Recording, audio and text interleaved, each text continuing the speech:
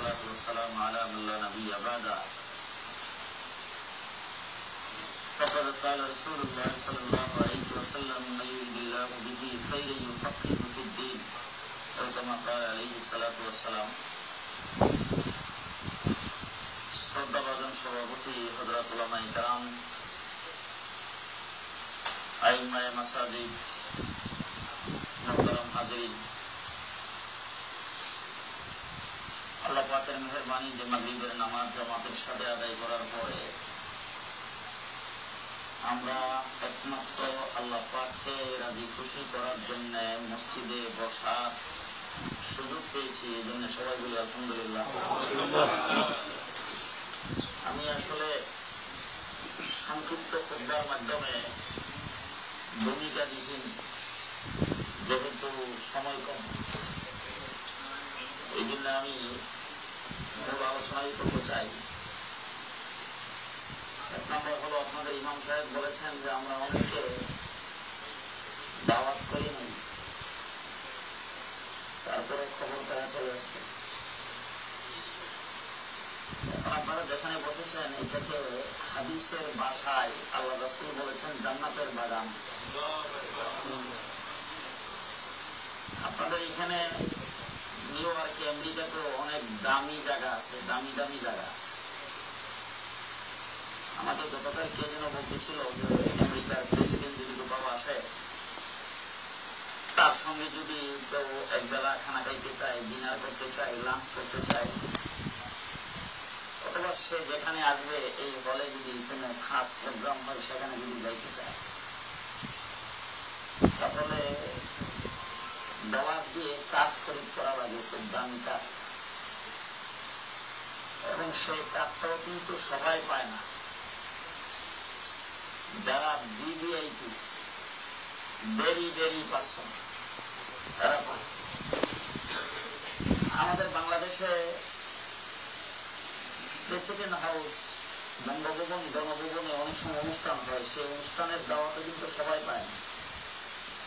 এটা পত্রিকায় আসে, আসার পরে সবাই দেখে আগামীকাল 21শে ফেব্রুয়ারি উপলক্ষে, স্বাধীনতা দিবস, বিজয় দিবস উপলক্ষে বঙ্গভবনের হল রুমে প্রেসিডেন্টের গণসংবর্ধনা। এটা পত্রিকায় আসে, সবাই কিন্তু দেখে, কিন্তু সেখানে সবাই যেতে পারে না। আপনারা কি ঘুমাইতেছেন আমার কথা শুনতে? হ্যাঁ না কিছু করবেন, ওখানে কি সবাই যেতে পারে? যেতে পারে। তো মধ্যবর্তী ওখানে কিন্তু আমরাও দাওয়াত পাই। আমি একবার দাওয়াত পাইয়া ওখানে যাইতেছিলাম, বঙ্গভবনের গেটের কাছে গেছি বলেই আমার গাড়ি সেখানে আটকেছে। আটকায়া আমি গাড়ির সামনে ছিলাম এবং গ্লাস খুললাম। আমার এইসব পুলিশে জিজ্ঞেস করে, স্যার কাঠ? আমি আবার কাঠ খুললে দেখাইলাম, পেছনের সিটে বসা ছিল আমার মেয়ের জামাই আর আমার পিএস। স্যার এর দুইজনের কাঠ? আমি বললাম, বাবা একজন আমার পিএস আর একজন হইল আমার মেয়ের জামাই, ওদের তো কাঠ নাই। মেয়ের জামাই হোক না বাপ হোক, কাঠ ছাড়া যেতে হবে না। তাদের দুজনকে এখানে নামাই দিলাম। নামাই দিয়ে যখন গেট খুলছে, ভিতরে ঢুকছি, গাড়ি অর্ধেকটা ঢুকাইছি, এমন সময় গাড়ি থামায়া এরকম লম্বা একটা ডান্ডা নিয়ে আসছে, ওদের মধ্যে চাকা লাগানো, গাড়ির চতুর্দিক দিয়ে ঘুরাইল, গাড়ি সেট। বঙ্গভবনের দরজার সামনে যায় যখন গাড়ির থেকে নামলাম, কি যেন এরকমটা নিয়ে আসলো, একজন পুলিশ এসে আমার সামনে দাঁড়ায়া, আরেকজন এসে কাঠ সেট, গাড়ি সেট, বডি সেট, 3 জায়গায় সেট করে তারপর ওখানে ঢুকতে দিল কাঠ পাওয়ার পরও। তার কারণটা কি? খুব দামি জায়গা তো, সাধারণ মানুষ সেখানে কাঠবিহীন প্রবেশ করতে পারবে না। এখন এই জান্নাতের বাগান এবং আল্লাহর ঘর মসজিদ, এটার দাম কি বঙ্গভবনের অর্ধেক? সাহেবাগের 3 ভাগ।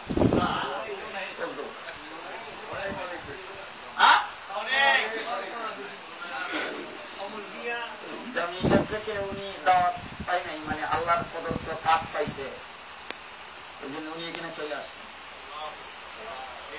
এখানে যারা আসছে ইমাম সাহেব আপনাদেরকে কাজ দেয় নাই, কিন্তু কাজ ছাড়া একজন আসেন নাই। আল্লাহ যাদের কাজ দিছে তারাই আসতে পেরেছেন, যাদের আল্লাহ কাজ দেয় নেই তারা আসতে জানার পরেও আসতে পারবে না। আর ওই বঙ্গভবনের গেটে কাজ চেকিং করার জন্য দাঁড়াইছে পুলিশ, আজকের গেটে কিন্তু ফেরেশতারা কাজ চেকিং করার জন্য দাঁড়ানো আছে। যাদেরকে এই মজলিসের জন্য কাজ দেয় নাই নামাজের পরে তাদেরকে কাজ চেকিং করে বের করে দিয়েছে, আর যাদের কাজ দিছে তাদেরকে এখানে বসার সুযোগ দিছে। আলহামদুলিল্লাহ বলবেন। যতক্ষণ এখানে বসে থাকবেন নাযালাত আলাইহিমুস সাকিনা, আপনাদের উপরে আল্লাহ পাকের পক্ষ থেকে শান্তি আর রহমত বর্ষণ হতে থাকবে। ফেরেশতারা আপনাদের জন্য মাগফিরাতের দোয়া করতে থাকবে। আর এই মজলিসে যারা বসতে পেরেছেন তাদের মূল্য তামাম পৃথিবীতে সর্বোচ্চ। কেমন উচ্চ? প্রেসিডেন্ট যদি কোথাও যায়, কিংবা প্রেসিডেন্ট কোন জায়গায় থাকলে সেখানে কিন্তু নিশ্চিদ্র পাহারার ব্যবস্থা করতে হয়। আমাদের বাংলাদেশের কথা আমি আপনাদেরকে বলবো, বঙ্গভবন গণভবনের পাশে দিয়ে গেলে দেখবেন অন্তত 10-20 হাত দূরে দূরে 2 জন করে পুলিশ দাঁড়ানো আছে, একবারে বন্দুক তাক করে এইভাবে স্টেজ দাঁড়ানো। আচ্ছা না? ভিতরে বাস করে কে? প্রেসিডেন্ট বা প্রধানমন্ত্রী, দামি মানুষ, এই জন্য সেখানে এই পাহারা। আবার ওখানে গেলে দেখবেন চতুর্দিকে যে বাউন্ডারি, এই বাউন্ডারির উপরে একটু উপরে বাউন্ডারির উপরে টঙ্গের মতো বানাইছে, চিনছেন তো? ওইটার মধ্যে পুলিশ আছে 2 জন করে, আর আবার ওই জন বড় বড় ফাঁক আছে, এই ফাঁক দিয়ে ঠিক কিনা? আপনারা এখানে যারা বসেছেন আপনাদের শুধু এই মাটির নিচে পাহারা না, আমার রাসূল বলেছেন চতুর্দিকে ফেরেশতারা বেষ্টনী দিয়েছে। তবে বেষ্টনীতে কিভাবে? একজন ফেরেশতার কাঁধে আরেকজন উঠে জমিন থেকে আসমান পর্যন্ত বেষ্টনী। তাহলে আপনাদের দাম বেশি না প্রেসিডেন্ট ওবামার দাম বেশি? জান্নাতের বাগানে যারা বসেছেন আপনাদের দাম বেশি। আল্লাহ পাক আমাদেরকে অসংখ্য গণিত নিয়ামত দান করেছেন। এখন আমি যে আপনাদের সামনে বসছি, আপনারা যে আমার সামনে বসে দেখতেছেন, এই দেখার নিয়ামতটা, এটার দাম কত? 2টা চোখ। বাংলাদেশের একজন বড় লিডার, নাম বললে চিনবেন, হঠাৎ করে আমাকে ফোন করছে, আমার ছেলেটা হঠাৎ করে রাত্রের বেলা অন্ধ হয়ে গেছে, একটু যদি এসে দেখতেন। আমি বললাম যে ভাইজান এখন রাত্রে বেলা তো আসতে পারবো না, দেখি কালকে সকাল 9টা 10টার দিকে গেলাম। চোখ 2টা দেখতে খুব ভালো, তাকাইতেছে, দেখতেছে, কোন ডিস্টার্ব নাই। ছেলের বয়স 25-26 বছর, তাগড়া নওজোয়ান। আমি বললাম ডাক্তার কি বলছে? বলে ডাক্তার বলছে চোখে কোনো অসুবিধা নাই, শুধু চোখের মধ্যে যে একটা পানি আছে সেই পানিটা শুকিয়ে গেছে। কি হয়েছে? চোখের মধ্যে একটা আল্লাহ প্রদত্ত একটা কুদরতি পানি আছে, সেখানে সেই পানিটা শুকিয়ে গেছে, এই জন্য সে চোখে দেখে না। ব্যবস্থা কে করেছেন? যে নাক দিছে, মুখ দিছে, কান দিছে শোনার জন্য, ব্রেন দিছে চিন্তা ভাবনা করার জন্য, কে দিয়েছে? আল্লাহ রাব্বুল আলামিন সব কিছু আমাদেরকে দিয়েছেন।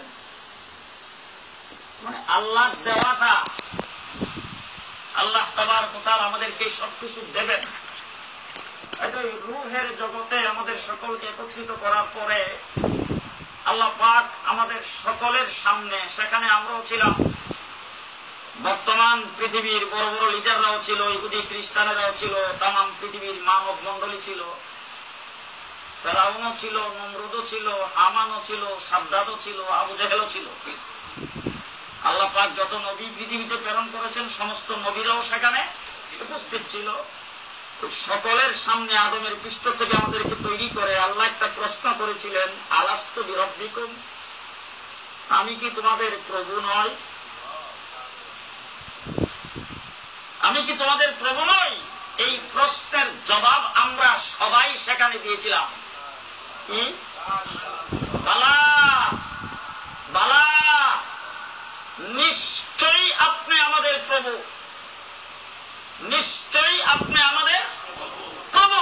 সেই ওয়াদা, সেই উত্তর আল্লাহর সামনে আমরা দিয়ে এসেছি। আল্লাহ পাক সাথে সাথে বলেছিলেন, তোমরা যারা আমাকে প্রভু হিসাবে স্বীকার করেছ, সবাই তো স্বীকার করেছি, তোমরা সবাই যেহেতু আমাকে প্রভু হিসাবে স্বীকার করেছ, আমিও আজ থেকে প্রভুর দায়িত্ব পালন করব।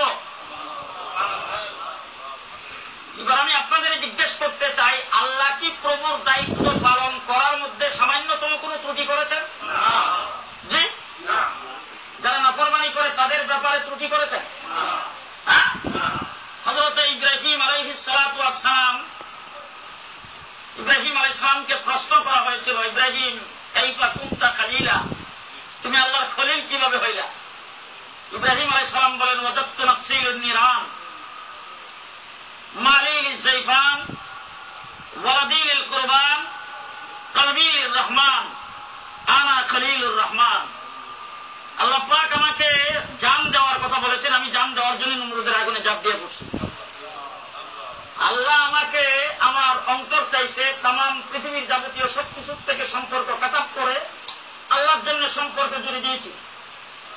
আল্লাহ আমার কলিজার টুকরা সন্তান চাইছে, জবাই করার জন্য শরীর নিচে রেখে দিয়েছি। আল্লাহ আমার মাল সম্পদ চাইছে, মেহমানদারি করে মাল সম্পদ বিতরণ করে দিয়েছি। হযরত ইব্রাহিম আলাইহিস সালাম মেহমানদারি খুব বেশি বেশি করতেন। হঠাৎ এক অক্ত মেহমান নাই, তো ইব্রাহিম আলাইহিস সালাম দেখেন মেহমান ছাড়া খানা খাবো, কেমন কথা হইল রে। রাস্তায় যায় দাঁড়াইছে, দেখে একজন লোক আসতেছে, লোকটা দেখে বলে, বেটা লাঞ্চ করছো দুপুরে? বলে না। কোথায় আসো? আসো আসো, খানা তৈরি। লোকটাকে নিয়ে বসাইছে দস্তরখানে, বসাইয়া খানা যখন একটা সামনে দিছে, দিতে দেরি আর দইরা ওই আদার হলারে ফলাইতে দেরি নেই, বুঝলেন নাই? দিছে আর দইরি বাস। ইব্রাহিম আলাইহিস সালাম তাই মিয়া তো কিছে, আল্লাহ দেওয়া রিজিক তুমি এনে খাইতেছো, একটু আল্লাহর নামও নিলা না। ও বেটা পিরিত ডাকাতি করতো, সবসময় খাই আসতেছে, তুমি কোথেকে একবেলা খাওয়াই চাইছো, কার নাম লিতাম, কি করতাম, এইসব সেই কোশ্চেন তো ইব্রাহিম আলাইহিস সালাম দেখো আল্লাহ দেওয়া রিজিক আল্লাহর নাম না নিয়ে খাইবে, দিছে উড়াইয়া, এই বেটা হইতে দিছে দৌড়। ইব্রাহিম আলাইহিস সালাম আল্লাহ ডাক দিয়ে, ইব্রাহিম মুসাফির তো আল্লাহ ওই আপনার দেওয়া রিজিক সামনে থইলে আমার এমনি খাওয়া শুরু করছে, এই জন্য আমার কাছে খুব রাগ লাগছে, আপনার নাম না নিয়ে খাইবো, এই জন্য ওরা উড়াই দিছি। আল্লাহ ডাক দিয়ে কয় বেলা খাওয়াইছ? এক বেলা খাওয়াই চাই না, তাহলে উড়াই দিয়া, আর 40 বছর পর্যন্ত খাওয়াইছি, আমার দস্তরখান থেকে আমি উঠাই নাই। কয় বছর খাওয়াইছে? আমার একজন আইসাকে হুজুর হে 70 এরকম ভাবে মারলো, এরপর আর ভয় খারাপ করে না। এইভাবে এইভাবে মানে আলেমুল আমাদের উপর নির্যাতন করে, এইভাবে নাফরমানি করে, আল্লাহ আল্লাহ মানে না, রাসূল মানে না, আল্লাহর বিরুদ্ধে কথা কয়, রাসূলের বিরুদ্ধে কথা কয়। আচ্ছা এরারে আল্লাহ পাক এক রাত্রে ধ্বংস করে দিতে পারে না? আল্লাহ জীবনে এর পক্ষে গেছে। আমি কইলাম যে দেখেন, আপনি প্রশ্ন না অবান্তর একটা প্রশ্ন করেছেন, তার কারণ হলো আমি তো বলি যে এরা আল্লাহ আল্লাহ এদের পক্ষে সবসময় কি করে না, আল্লাহ এদের পক্ষে হইলে আমরা আল্লাহর ইবাদত বন্দেগী করি, আল্লাহ এদের পক্ষে হয় কেমন? হ্যাঁ, আল্লাহ রাসূল বলছেন আজ দুনিয়া সিজনুল মুমিন জান্নাতুল কাফির, দুনিয়াটাকে আল্লাহ পাক জান্নাত বানাইছে কাফেরদের জন্য, আর মুমিনদের জন্য জাহান্নাম। মুমিনদের জন্য কি জাহান্নাম, এদের জন্য জান্নাত। এই জন্য আল্লাহ পাক জান্নাতে যেমন মুমিনদের খাওয়াইব, দুনিয়াতে আল্লাহ পাক সুশান্তির খানা এদেরকে খাওয়াবে। আমাদের গ্রাম দেশে একটা কথা, উস্তাদের মার শেষ রায় খাইতেছে সামনে, বুঝলেন? কে খাওয়াইছে কেডা? কথা কয় হ্যাঁ, রিজিকের ব্যবস্থা কে করছে? তৈরি করেছেন কে? মুসলমানেরা, আপনাদের এই মসজিদে যত মানুষ পর্যন্ত, এই মসজিদের বয়স কত?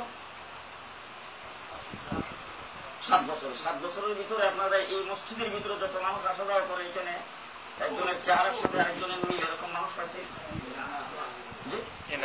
যদি আপনাদের আমেরিকাতে যদি আমার মতো চেহারার আরেকজন লোক থাকতো, তাহলে ৭৭ ঘটনার পরে মনে হয় আপনারা সবাই যে লোকের দক্ষ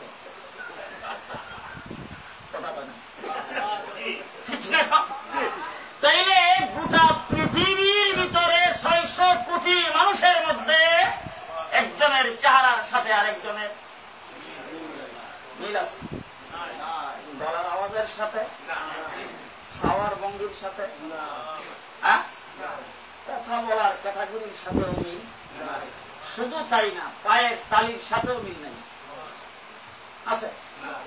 আপনি যদি রাত্রের বেলা নিশিরাত্রে বাসায় যান, তাইয়া উঠানের মধ্যে পাড়া দেওয়ার পরেই বেগম সাহেব বাসার ভিতর থেকে বলতে পারে সাহেব আইছে, তাহলে বোঝা গেল আপনার পায়ের তালি দেওয়া বেগমের মুখস্থ ওই পায়ের তালির মতো আরেকজনের পায়ের তালি হয় না, ঠিক কিনা? কারণ এইবার আমি আপনাদের একটা প্রশ্ন করবো, সেটা হলো একজন মানুষ যদি সারা রাত্র ভর পায়খানা করে, সারা রাত, ইমাম সাহেব জিজ্ঞাসা করে দেখেন তো গোসল ফরজ হয় কয়বার? পায়খানা সারা রাত্র করছে,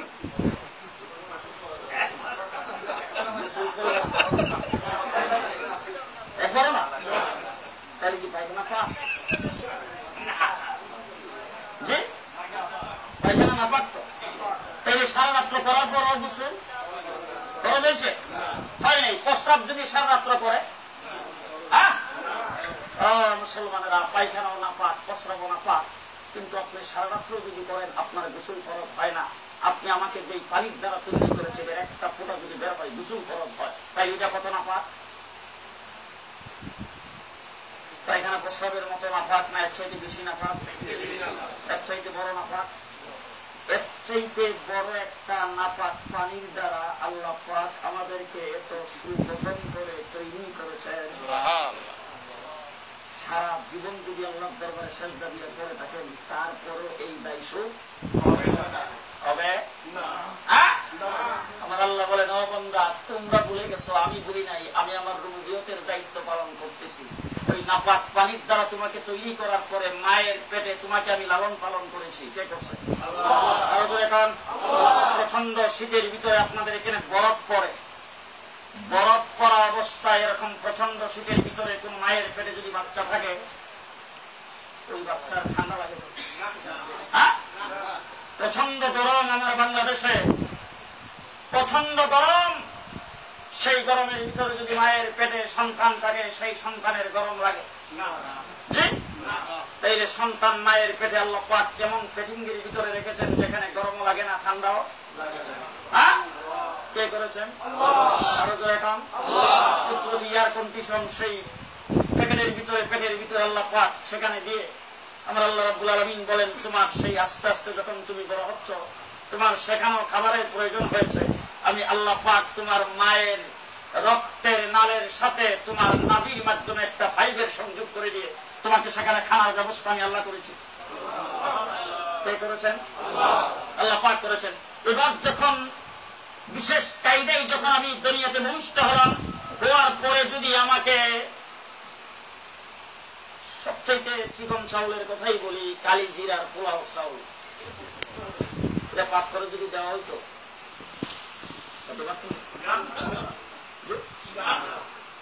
তাহলে মায়ের স্তরের মধ্যে সেই দুধের ব্যবস্থা করেছেন কে? জি, শুধু তাই না, রাত্রের বেলা গভীর রাত্রে আমার নাতি চিল্লাইতেছে, আমি আমার রুমের দরজা খুইলা মেয়েকে ডাক দিয়ে জিজ্ঞেস করলাম, মেয়ের নাম সালমা, সালমা কি হয়েছে? কান্দে কেন? ওর নাম হইল আদনান। আদনান কান্দে কেন? আব্বা ওই দুধ রাখছিলাম যে লাগছে, এটা গেছে ঠান্ডা হইয়া, এটা গরম করতে একটু দেরি হইতেছে, এই কারণে। কিছুক্ষণ পরে শুনি আবার কান্দে, দুধ গরম করতে এতক্ষণ লাগে নাকি? আব্বা গরম করছে কিন্তু একটু বেশি হয়ে গেছে, এটা এখন এই ঠান্ডা পানির মধ্যে দিয়ে লাগতেছি। সে গেল, কিছুক্ষণ পরে দেখি আরো কান্দে। আমি বললাম এখন কি হয়েছে? আব্বা ওই যে বান্দাজে দিয়ে দুধ খাওয়াই ফিটার দিয়া, ফিটারের বান্দার নালটা একটু মুখটা বড় হয়ে গেছে, এটা দিয়ে কান দিলে দুধ বেশি চলে যায়, এর গলার মধ্যে লাগে, এই জন্য এখন নতুন বান তালাশ করতেছে। শুনলেন না আল্লাহ রে? আল্লাহ রাব্বুল আলামিন বলেন, বান্দা তোমার মায়ের স্তনের ভিতরে আমি আল্লাহ রাব্বুল আলামিন যেই দুধ জমা করে রেখেছি, সেই দুধটা বেশি গরম করে দেই নাই, আবার বেশি ঠান্ডা করে দেই নাই। বেশি গরম করে দিলে তুমি খাইতে পারতা, তোমার মুখ পড়ে যাইতো, আবার যদি ঠান্ডা করে দিতাম তোমার নিউমোনিয়া হয়ে যাইতো। আমি আল্লাহ পাক না গরম না ঠান্ডা তোমার পেটে যেমন বরদাস্ত হয়, মুখে যেন কোনো অসুবিধা না হয়, আমি আল্লাহ পাক এই পরিমাণে গরম আর ঠান্ডার মধ্যখানে দুধটাকে রেখে দিয়েছি। কে দিছে? আপনার বয়স 1 মাস, 2 মাস, 3 মাস, 6 মাস, 1 বছর পর্যন্ত আপনি যে দুধ খাবেন, আপনি এখন দাঁত মুখে এসে গেছে, আপনি এখন কিছু চাবাইও খাইতে পারেন, এমন সময় মা দুধ খাবেন। আপনি যদি একই নালে একই পরিমাণ দুধ যদি আসতো, তাইলে কিন্তু আপনার বড় অসুবিধা হইতো। আমার আল্লাহ বলেন, তোমার মায়ের স্তনের মধ্যে এমন সূক্ষ্ম ছিদ্রি আমি আল্লাহ পাক ফিট করে দিয়েছি, তুমি 1 দিনের বাচ্চা তুমি টান দিলেও যাতে কোনো অসুবিধা না হয়, 6 মাসের বাচ্চা টান দিলেও যাতে কোনো অসুবিধা না হয়, 1 বছরের বাচ্চা টান দিলেও অসুবিধা না হয়। দিয়েছেন আল্লাহ দিয়েছেন। এরপরে শুধু তাই না, আরো আছে। আমার আল্লাহ রাব্বুল আলামিন বলেন, ও বান্দা ভালো করে শোনো, শুধু সেই ব্যবস্থা করি আমি আরো ব্যবস্থা করেছি। তুমি যদি পুরুষ সন্তান হয়ে থাকো, তাইলে তোমার জন্য মায়ের স্তনে দুধ রাখছে একরকম, আর যদি মেয়ে সন্তান হয়ে থাকো তোমার জন্য আরেক রকম। এখন আপনারা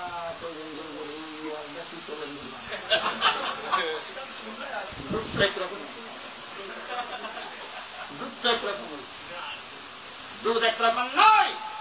আপনি রাষ্ট্র চালাবেন, আপনি যদি মজুর হন, আপনি যদি কুলি হন, রাস্তায় যদি ঠেলা গাড়ি ঠেলা লাগে, আপনার যদি সর্দারি মাতবরি করা লাগে, আপনার যেরকম শক্তির প্রয়োজন, বক্তৃতা দিতে যেরকম শক্তির প্রয়োজন, আপনি আড়াই মনের বস্তা উঠাইতে যেমন শক্তির প্রয়োজন, লিডারি করতে যেমন ব্রেনের শক্তির প্রয়োজন, এই জন্য আমার আল্লাহ রাব্বুল আলামিন বলেন, সব যদি পুরুষ হয়ে থাকে তার মায়ের স্থলের দুধ আমি আল্লাহ পাক তুলনামূলক গাঢ় করে শক্তিশালী করে তৈরি করেছি। আর যদি মেয়ে সন্তান হয়ে থাকে তুলনামূলক তার মায়ের দুধটাকে পাতলা করে শক্তির দিক দিয়ে কম করে আমি আল্লাহ পাক তৈরি করেছি। যদি বিশ্বাস না হয় তাইলে যেই মায়ের সন্তান ছেলে আর যেই মায়ের সন্তান মেয়ে একই পরিমাণ দুধ স্তনের থেকে দুটার থেকে আহরণ করে, তারপরে সেটাকে ওজন দিয়ে দেখবেন পরিমাণে একই সংখ্যা একই রকম, কিন্তু পুরুষ সন্তানের মায়ের স্তনের দুধ তুলনামূলক ওজনে বেশি হবে আর ওইটা ওজনে পাতলা হবে। ব্যবস্থা কে করেছেন? আল্লাহ রাব্বুল আলামিন ব্যবস্থা করেছেন। আমার আল্লাহ বলেন, তুমি জন্ম হওয়ার পরে কি তোমার মুখে দাঁত ছিল?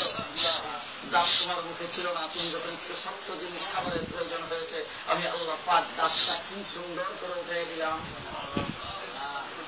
এখন সেই দাঁতটাকে ঠিক করছে কোথায়? আপনারা যারা গরু জবাই করেন, ছাগল মহিষ জবাই করে যারা কুরবানি দেন, তার যেখানে ভিতর সেটা একটু রিচার্জ করে দেখেন, একটা কসকসা মাংসের উপরে দাঁতটা হিট করা, কিন্তু এটা এত শক্ত, বাবারি বাবা, লোহা কাপড় দিয়ে কাইটা ফেলে। ঘটনা কি বলেন, শক্ত কিনা? শক্ত করে দাঁতগুলি দিল কে? আরো জোরে কান। দাঁত কে দিছে এত শক্ত করে? আল্লাহ। আবার আপনি যখন আরেকটু বেশি শক্ত জিনিস খাবার প্রয়োজন হয়েছে, আপনার বয়স যখন 6-7 বছর 8 বছর হয়ে গেছে, তখন এই দাঁতগুলি উঠায় নিয়ে আমার আল্লাহ পাক আবার নতুন করে শক্ত দাঁত ফিট করে দিয়েছেন। সেটা কে দিল? হ্যাঁ, মুখের ভিতরে জিহ্বা কয়টা? জি, মরিচ খাইলে জাল, করল্লা খাইলে তেঁতুল, কামরাঙ্গা, একরকম।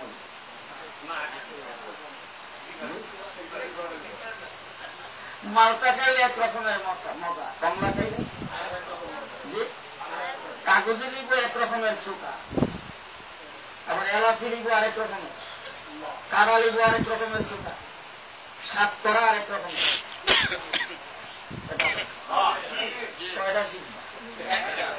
গরুর গোস্ত এক রকমের মজা, ছাগলের গোস্ত, জিহ্বা কয়টা? রুই মাছ এক রকমের মজা, কাতলা মাছ। একটা জিহ্বা মুখের ভিতরে দিয়া এত মজা সাকাইল আল্লাহ, সে আল্লাহ নাফরমানি যারা করে উঠাইলে গোপাইরিয়া বললেও কথা ঠিক কইলাম না? বাস্তব না অবাস্তব? মুসলমানের আল্লাহ বলেন, আলাস্তু বিরাব্বিকুম, আমি কি তোমাদের প্রভু নই? সবাই এই জায়গায় স্বীকার করে এসেছি, নিশ্চয়ই আপনি আমাদের প্রভু। দুনিয়াতে আসার পরে আমার আল্লাহ পাক সেটাকে স্মরণ করাইবার জন্য আল্লাহ তাবারক ওয়া তাআলা যুগে নবী প্রেরণ করেছেন। আর আমাদের নবী মুহাম্মদুর রাসূলুল্লাহ সাল্লাল্লাহু আলাইহি ওয়াসাল্লামকে প্রেরণ করে আল্লাহ রাব্বুল আলামিন সকলকে স্মরণ করাই দিয়েছেন। ইয়া আইয়ুহান নাস, এই দুনিয়ার মানব মণ্ডলী, উবুদু রাব্বাকুম মানব মন্ডলী, ইবাদত করো কার? রবের। কার? আরো জোরে কোন কার? রবের ইবাদত করো। কার ইবাদত করো? রবের ইবাদত করো। হযরত মূসা আলাইহিস সালাতু ওয়াস সালাম পূর্বে তুরের নিকটে আল্লাহর সঙ্গে যখন কথা বলতে গেছেন, আল্লাহ রাব্বুল আলামিন মূসা আলাইহিস সালামকে ডাক দিয়ে বলেন, ও মূসা, ও মূসা, ফালাম্মা আতাহা নুদিয়া ইয়া মূসা, হে মূসা, জানো আমি কে? ইন্নী আনা রাব্বুক, আমি রব, আমি রব। তাফসীরের কিতাবে লেখছে রব এই কথা বলে আল্লাহ পাক কেন সম্বোধন করলেন? আল্লাহ তো এই কথা বলতে পারতেন যে আমি আল্লাহ, আল্লাহ তো এই কথাও বলতে পারেন আমি রহমানুর রহিম, আল্লাহ তো এই কথাও বলতে পারতেন আমি গফুরুর রহিম। এই কথা না বলে আল্লাহ কেন বললেন ইন্নী আনা রাব্বুক, আমি রব? হযরত মূসা আলাইহিস সালামকে আল্লাহ রাব্বুল আলামিন বলেন, মূসা, ফেরাউন তো তোমাকে দুনিয়াতে থাকতে দেবে না। তুমি এক মূসার জন্য বনী ইসরাইলের 70,000 সন্তানকে ফেরাউন হত্যা করেছে একের পর এক। এখন আমি তোমার মার কাছে উহি নাযিল করেছি, ও মূসার মা, যদি তোমার সন্তান লালন পালন করতে তোমার ভয় হয়, ফেরাউন শুনতে পারলে ধরে নিয়ে মেরে ফেলবে, তাইলে তুমি সন্তানটাকে একটা বাক্স বানায়া এই বাক্সটার ভিতরে সন্তান ঢুকাইয়া এটাকে পানির মধ্যে, সাগরের মধ্যে ভাসাইয়া দিও। আমি আল্লাহ পাক সাগরের মধ্যে তোমার সন্তানকে লালন পালন করে আবার যথাসময়ে তোমার কোলে ফিরে দিব। ইসলামের মা ভাঙ্গা ঘর ভাঙ্গা বেড়া, আল্লাহদের ঘর বাড়ি তো তেমন বেশি ভাঙ্গা ঘর ভাঙ্গা বেড়া, ওই জায়গায় যখন মূসা আলাইহিস সালাম জন্মগ্রহণ করেছেন তখন এই সন্তানটাকে ফেরাউনের ভয় তো নিশ্চয়ই আছে, কান্নাকাটি শুনবে, গোয়েন্দা বাহিনীর লোকজন সবসময় ঘোরাফেরা করে, ফেরাউনকে যায় খবর দিবে বাচ্চা ধরে নিয়ে যাবে। তখন এই বাচ্চাটাকে একটা সুন্দর বানাইয়া বাক্স বানাইয়া বাক্সের ভিতরে ঢুকাইয়া দিছে আটলান্টিক মহাসাগরে বাসায়। ওই সাগরে যখন বাসায় দিছে, বাচ্চার মা মূসা আলাইহিস সালামের মার মনটা খুব মানে তো জি মূসা আলাইহিস সালামের একটা বইনা ছিল, বইন্দারে ডাক দিয়া কয়, তুই তো সাগরের পারে পারে যাত, যায় দেখ আমার সানের বাক্সটা তুই জানি যায় লাগে। মূসা আলাইহিস সালামের বউ সাগরের পারে পারে যাইতেছে, ডাইরেক্ট জুদিরের দিকে তাকায় থাকে, তাইলে গোয়েন্দা বাহিনীর লোকজন ঘুরতে সেরা দিকে তো বই তুই যে সাগরে বাঁচতে সেটা কি আছে তুই বুঝে জানোস, ডাইরেক্ট চায় না। এইভাবে আজ চোখে চোখে দেখে কিছুক্ষণ ধরে দেখে সাগর থেকে একটা টেনে এটাকে আপনারা কি দিয়ে বুঝেন, একটা খাল কাটছে, খাল কাইটা ওই ফেরাউনের বাড়ি পর্যন্ত নিছে লঞ্চের, এই লঞ্চখন বিরাইবার জন্য লেক। ওই লেকের মধ্যে কিন্তু স্রোত নাই, স্রোত কোনখানে? পানির স্পিড, পানির স্রোত কোন জায়গায়? সাগর, ওইখানের মধ্যে কিন্তু স্রোত নাই। কিন্তু মূসা আলাইহিস সালামের বোন দেখতেছে কি, যে যার ভয়ে বাসায় নিছে ওই বাক্সটা স্রোত বিহীন, ওই এইটা মূসা আলাইহিস সালামের বোনের হুঁশ নাই। কিছুক্ষণ পরে গোয়েন্দা বাহিনীর লোকজন দেখে ফেরাউনকে যায়, একটা সার মনে হয় একটা বোমা তোমা আইতেছে, 17 আগস্টে 11টা বোমা বিশেষজ্ঞ বাহিনী সহ র্যাব, পুলিশ, বিডিআর, আর্মি, তখনকার সময় যে বাহিনী ছিল সব নিয়ে আইসা সাগরের পাড়ে দাঁড়াইছে। যেই বাক্সটা কিনারে গেছে ফেরাউনকে উড়াইছে খুব সতর্কতার সাথে, যেখানে বাক্স ডাকনাটা খুলছে, আল্লাহ নবীর চেহারা। কার চেহারা? উলামায়ে কেরামকে জিজ্ঞেস করে দেখেন, আল্লাহ পাক যত নবী পৃথিবীতে পাঠাইছে সমস্ত নবীরে পৃথিবী বিখ্যাত উজ্জ্বল সুন্দর চেহারা দিয়ে পাঠাইছে, একমাত্র একটা মির্জা গোলাম কাদিয়ানী, এর একটা সক্কা।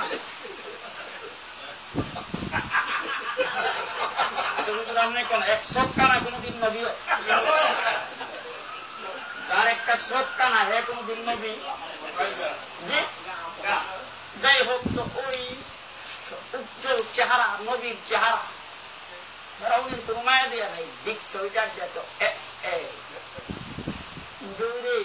আমার রাজত্বের বংশধর বুঝে কোনো কারা কন্যা কইছে, মনে হয় কোন শ্রেণী কোন মায়ের করে জন্ম হয়েছিল, সাগরে বাসায় দিছে, আমার বই বাসাইছে, তাড়াতাড়ি শরীরান এখন ওই বাক্সের ভিতর রাখতে জবাই করে দিই। আসিয়া ফার্স্ট লেডি মিশরে ফেরাউনের পেছনে এই জায়গায় খাড়া, আস্তে করে মা দাদাই ভাবে সরাইয়া ফেরাউনের গাড়ির উপরে দিয়া এইভাবে দেখছে, এইটা আমার আল্লাহ আসিয়ার অন্তরে মুসা তোমার মায়া ডাইলা দিছে, ঠিক মায়া লেগে গেছে। মায়া লাগবে ফেরাউনের দিকে এইভাবে তাকায়, এই কারণেই তুমি আটপুরা আটপুরা বুঝলেন কথা, হ্যাঁ সীতাকাঙ্গে কয় বাজা বাজা বুঝলেন তো, এই কারণেই তুমি আটপুরা। কারণ যার এত সুন্দর চেহারা দেখে মায়া দেওয়া লাগে না, হের ঘরে সন্তান ওই কেমনি, এই কারণেই তোমার ঘরে কোনো সন্তান নাই। তুমি এই যে তোমার কোন সন্তানাদি নাই, এত বড় অট্টালিকা, এত বড় বিশাল তোমার রাজপ্রাসাদ, এইগুলি ভবিষ্যতে খাইব কে? কুকুর শ্রীগালে খাওয়া ছাড়ার কোন উপায় নেই, তোমার যে কোনো ওয়ারিস নাই। এখন তুমি যদি কোন সন্তানকে পালক ফালার জন্য কইতা, তোমার কেউ পালক দিত না, তার কারণ তুমি তো সন্তান মাইরা অভ্যাস, তোমার কেউ পালক ফালার জন্য চাইলেও কেউ দেবে না। যখন আইসে পানি দিয়া লাওয়ারিস বাইশা, এইটারে আমি ভাইলা ছেলে বানাবো, সেই কথা কইছে। ফার্স্ট লেডি যখন বড় হয়ে গেছে, বুঝেন তো, ফেরাউন মাথা নিচের দিকে দিয়ে যখন চলে যায়, আসিয়া ডাক দিয়ে, তো কই যাও? ঠিক আছে আসিয়া, তোমার লগে পারলাম না, ঠিক আছে ভালো ভালো, ভালো ভালো কইয়া চলে গেলেই চলবে না, এটা ফালার জন্য যা মাল মেটাল লাগবে সব তোমার রাষ্ট্রীয় কোষাগার থেকে দেওয়া লাগবে। আসিয়া ফেরাউনে ডাক দিয়ে, তোমার সেটা যখন দরকার নিয়েছে, বলে না না, এর জন্য একটা নির্ধারিত বাজেটের দরকার। ঠিক আছে, বাজেট বলো যদি কি লাগবে? বলে একটা দুধ মা ঠিক করবো, এই বাচ্চাটারে দুধ খাওয়া পালন করার জন্য প্রতি মাসে এই মারে 10,000 টাকা করে বেতন দিবা। বিল পাস, বৎসরে 3টা বোনাস, বিল পাস, থাকা খাওয়া কাপড় লত্তা যা আছে সব ফ্রি, এরা অনেক বিল পাস। বাস রাষ্ট্রের ভিতরে ঘোষণা করে দিল, ফেরাউনের বাড়িতে একটা রাজপ্রাসাদে একটি বাচ্চা লালিত পালিত হবে। এই বাচ্চাদের যেই মা দুধ পান করে লালন পালন করবে, মাস গেলে 10,000 টাকা বেতন, বৎসরে 3টা বোনাস, থাকা খাওয়া কাপড় লত্তা সব ফ্রি। খালি সিটাগান না, সন্দীপের মায়ের লোক একটা বাকি নাই, সবাই রাজপ্রাসাদের চাকরি তো বুঝেন না। গার্মেন্টস পুজো মরবার লাগে যেভাবে রাজপ্রাসাদের চাকরি পাইলে সারে কেনা আইসা সব লাইন দিয়ে রাখা হয়েছে। এবার RAB, police, BDR, army line সুবিধা করতেছে, একজন একজন করে আসবে। যেই বাচ্চা যেই মা দুধটা ভালো করে কটকট করে পান করে তারই চাকরি হবে, বুঝে না কেবা? আনন্দের সাথে পান করে তারই চাকরি হবে। এবার আসিয়া বাচ্চাদের পুলিশ একজন একজন করে আসে। মুসা আলাইহিস সালাম যে খুব বন্ধ করছে,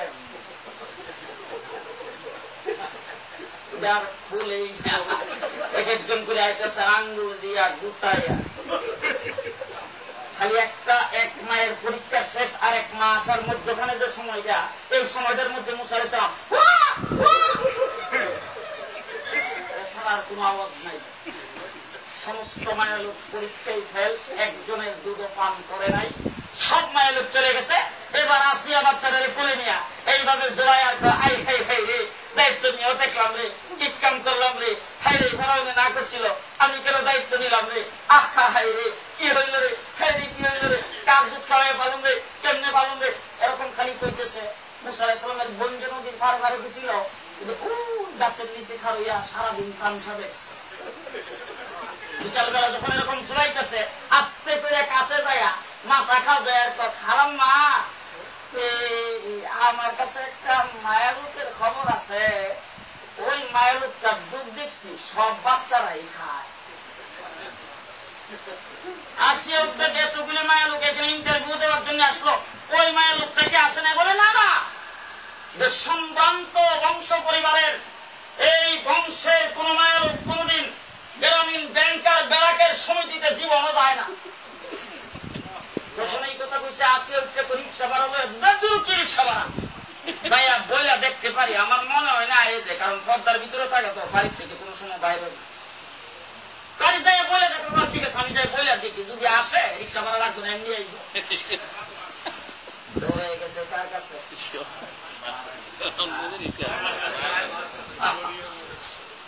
মাকে যাইয়া ডাক দিয়ে বলেছেন, মা আল্লাহ রাব্বুল আলামিন মনে হয় তোমার জন্য, তোমার সন্তানের জন্য দরজা খুইলা দিয়েছে। মা গো, অচিনা মানুষের মতো যাইয়া করে নিবা। ব্যবহারের দিক দিয়া, বচন ভঙ্গির দিক দিয়া, চেহারার দিক দিয়া কোনোভাবে তোমার সন্তান যেটা তুমি বুঝাইবা না, ওই মা বুঝা শুই না তুমি ব্যবহার করবা। ও মা, তোমার সন্তান তোমার কোলে গেলে যখন দুধ পান করবে, তোমার সহ আমাদের সহ দরজা খুইলা যাবে। মারে নিয়ে আইসে, মা যখন সন্তান কোলে গেছে, সন্তান কার কোলে গেছে? কার কোলে? মার কোলে। এখন দুধ দেওয়া লাগে তো কোনরকম খালি ব্লাউজের বুকানটা খুলছে, নিজে যে হপ করে বসছে, দইরা খালি যখন কান্দা দিছে আসিয়া যায় মাথার মধ্যে মরা আর মা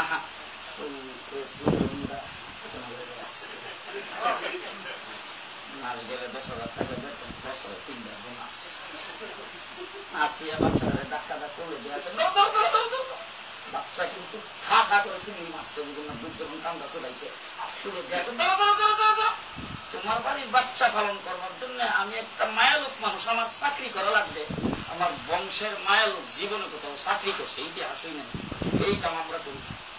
আসে ওইটা তো 10,000 টাকায় না হইলে 15,000, মুসলমান থেকে তো 15,000 আর 20,000, 50,000 দিল না। বছরে 3টা বোনাসে না হইলে 6টা বোনাস দিল, 6টা বোনাস 12 মাসে 12টা দিল না। আমার বংশের মায়ালুকে চাকরি করে না। আসিয়ার দরবার মুসার মা খালি খ্রিস্টান দর কষাকুষির ভিতর দিয়ে আসিয়া ডাক দিয়ে, তোমার দুধ ছাড়া আর কাহার দুধ খায় না। এই যে বাচ্চাটা কি সুন্দর, চেহারাটা লাল হয়ে গেছে চিৎকারতে চিৎকারতে, এখন এই বাচ্চাটা কি এইভাবে চিল্লাইয়া পেটের কি দেয়, কি মারা যাইব, তোমার কি চেহারা দেখলে মায়া দিয়ে লাগে না? তখন তুমি একটা প্রস্তাব করো না, তুমি কি হইলে বাচ্চাটারে দুধ পান করাইবা? আসি উঠে তো দেখেন আমরা হইলাম গ্রামগঞ্জের ফকির কামুহিলা, আমাদের প্রস্তাব আসলির কাছে খাটবে না। বলে আমি কয়ে দেখো না খাবে না, না খাবে। বলে তাইলে একটা কথা আমি বলতে চাই, আমার বাড়িতে যে ঘর বাইরে বৃষ্টি পড়ার আগে ভিতরে পড়ে, তেলসুরা, ইন্দুর, বাতারি, চার পোকা, মশা, ওই পোকা অভাব নেই। এরকম পরিবেশে আবার বালিশ যে মাথা নিচে দেয়, ঈদের থেকে বেশি শক্ত। এই পরিবেশে যদি তোমার বাচ্চারা আমার কোলে দিয়ে দাও, তাইলে আমি নিয়ে বাড়িতে চলে যেতে পারি, আমার ঘরে আমার বাড়িতে রেখে আমি লালন পালন করবো। তবে শর্ত একটা, মাসটা শেষ হওয়ার সাথে সাথে সুযোগ সুবিধার কথা যা পর্যন্ত শুনাইছ সব আমার বাড়িতে তোমার কর্মচারী দিয়ে পাঠাইবা। আসিয়া ফিরের মধ্যে মরাইয়া বাচ্চারা কোলে দেওয়ার পর যাও যাও রেখে যাও, দেখে শুনে রাখো শর্ত সব পুরা।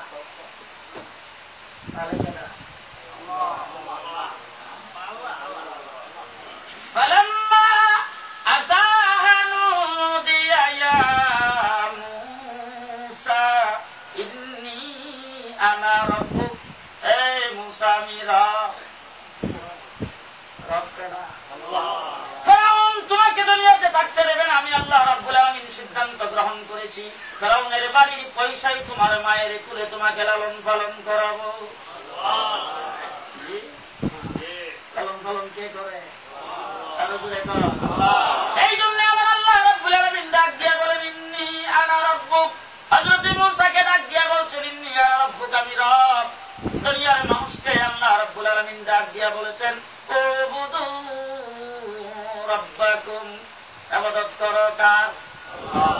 ইবাদত করো রবের। কার? আরো জোরে কার? রবের ইবাদত করো। জন্মের পরে আল্লাহ পাক কোরআনে কারিমে বলছেন, তোমার জন্য আমার ডাক, ইবাদত করো রবের। দুনিয়াতে যখন চলাফেরা করবেন, আমার আল্লাহ রাব্বুল আলামিন বলেন, ইন্নাল্লাযীনা ক্বালু রাব্বুনাল্লাহ। আমি আপনাদের জিজ্ঞাসা করতে চাই, আল্লাহকে রব বলে স্বীকার করছেন কে কে? আল্লাহকে রব বলে স্বীকার করছেন কে? সবাই কি রব বলে স্বীকার করি? আপনার স্বীকার করি কিনা? আমার আল্লাহ রাব্বুল আলামিন বলেন, সুম্মাস্তাকামু সুম্মাস্তাকামু। ওয়াজ করলে তো আপনারা রাগ করবেন, রাগ করবে না। সুম্মাস্তাকামু,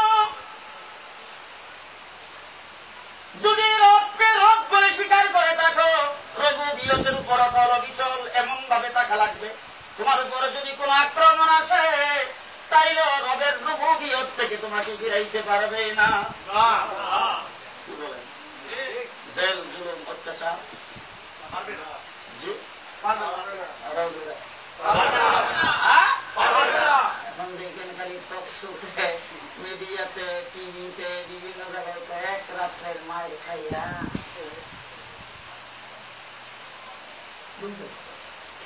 এক রাত্রের মায়ের খাইয়া বলে হেফাজত ইসলাম চিটাগাং বাইকে গেছে।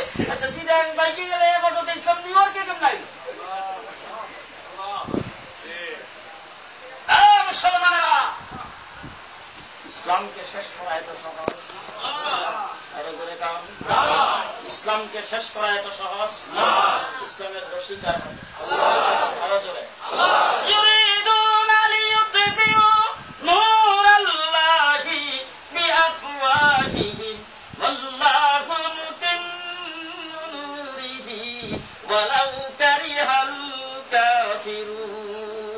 তোমরা ফুৎকারের মাধ্যমে দিন ইসলামকে বিদায় দিতে চাও, আমার আল্লাহ বলেন ফুৎকারের মাধ্যমে তাদের বাপিত করা যাবে না। তার রশি কার হাতে? বলেন তার হাতে তার রশি। মুসলমানেরা, যুগে যুগে ইসলামের উপর আক্রমণ আসছে। আল্লাহর নবী উহুদের লড়াইয়ে দাম দাম শহীদ করেছেন, মুসলমান পরাজয় বরণ করেছেন। ইসলাম শেষ? জি না। তাইফের জমিনে আল্লাহর নবী যখন দ্বীনের দাওয়াত নিয়ে গিয়েছিলেন, বৃষ্টির মতো পাথরে আঘাত খেয়ে রাসূল নাকাম হয়ে সেখান থেকে এসেছেন। ইসলাম শেষ? না। হুনাইনের যুদ্ধে আল্লাহর নবী পরাজয় বরণ করেছেন।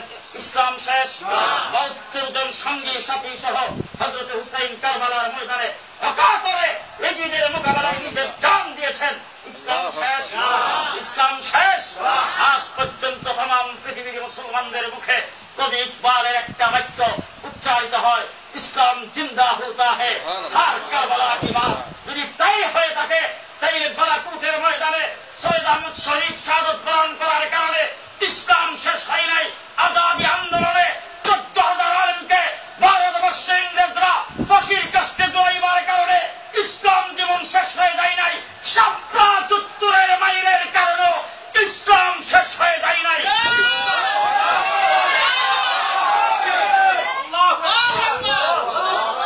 মুসলমানেরা, ইসলামের গাছের গোড়ায় সর্বপ্রথম পৃথিবী বিখ্যাত পবিত্র রক্ত দিতে হয়েছে। আমার নবীর রক্ত চাইতে পবিত্র রক্তটা সর্বপ্রথম আমার নবীর রক্ত ইসলামের গাছের গোড়ায় দিয়েছেন। ঠিক না বেঠিক? দ্বিতীয় নম্বর সাহাবায়ে কেরামের রক্ত দিয়েছেন। ঠিক না বেঠিক? ইমাম আবু হানিফা রক্ত দিয়েছেন, ইমাম আহমদ ইবনে হাম্বল রক্ত দিয়েছেন, ইমাম শাফি রক্ত দিয়েছেন, ইমাম বুখারীকে বুখারা সামারকান্দ থেকে বের করে দেওয়া হয়েছে, ইমামে আজম আবু হানিফার লাশ বের হয়েছে জেলখানার ভিতর থেকে, ইমাম আহমদ ইবনে হাম্বলকে আমার ভাইরা প্রকাশ্যে জনসমক্ষে হত্যা করে দেওয়া হয়েছে। মুসলমানেরা, যুগে যুগে পবিত্র রক্ত ইসলামের গাছের গোড়ায় দেওয়ার কারণে আজকে নিউ ইয়র্ক পর্যন্ত ইসলাম আসছে। इस्लाम जिंदा होता है हर शपला चक्कर की बात, इस्लाम जिंदा होता है हर करबला की बात, इस्लाम जिंदा होता है हर खून बहाने की बात। मुसलमानेरा, ইসলামের গাছের গোড়ায় পানি ঢাললে হয় না, ইসলামের গাছের গোড়ায় রক্ত ঢালতে হয়। আমার আল্লাহ রাব্বুল আলামিন মুহাম্মদুর রাসূলুল্লাহ সাল্লাল্লাহু আলাইহি ওয়াসাল্লামকে সর্বশেষ নবী হিসেবে পৃথিবীতে প্রেরণ করেছেন। আমার নবী মুহাম্মদুর রাসূলুল্লাহ সাল্লাল্লাহু আলাইহি ওয়াসাল্লাম দুনিয়া থেকে চলে গেছে, কিন্তু দিন কিয়ামত পর্যন্ত থাকবে।